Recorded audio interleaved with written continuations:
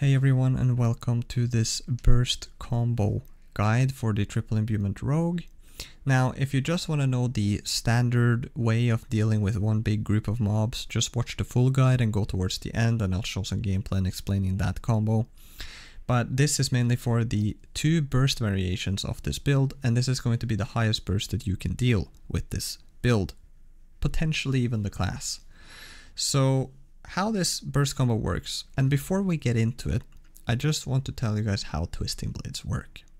Now, twisting blades impales your enemy, and after 1.5 seconds, those blades that you impaled are going to return to you, and they're going to pierce every enemy on the way, dealing 130% damage.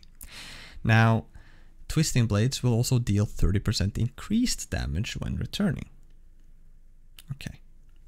Now, knowing how that works, we also need to understand that you can have several twisting blades spinning around you at one time, and they can all have different imbuments. And this is where this build is broken.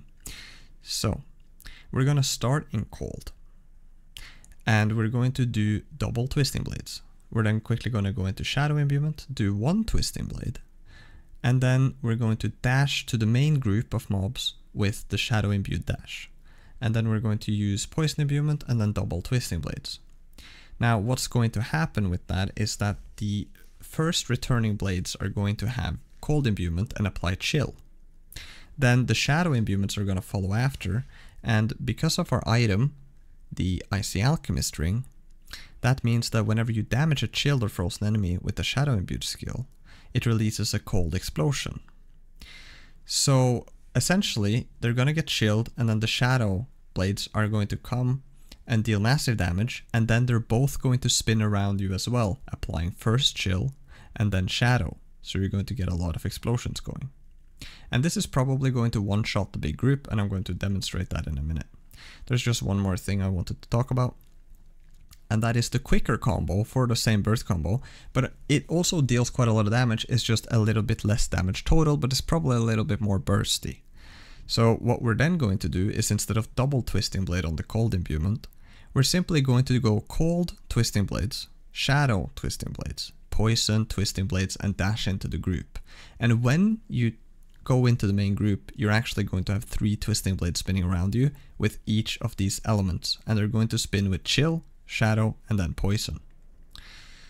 Now, there is one other part of why we're using poison last, especially on the main burst combo, and that is because of bursting venoms, because it gives a pool that we can spam poison imbuement if it crits, and because of our paragon board with the infusion glyph.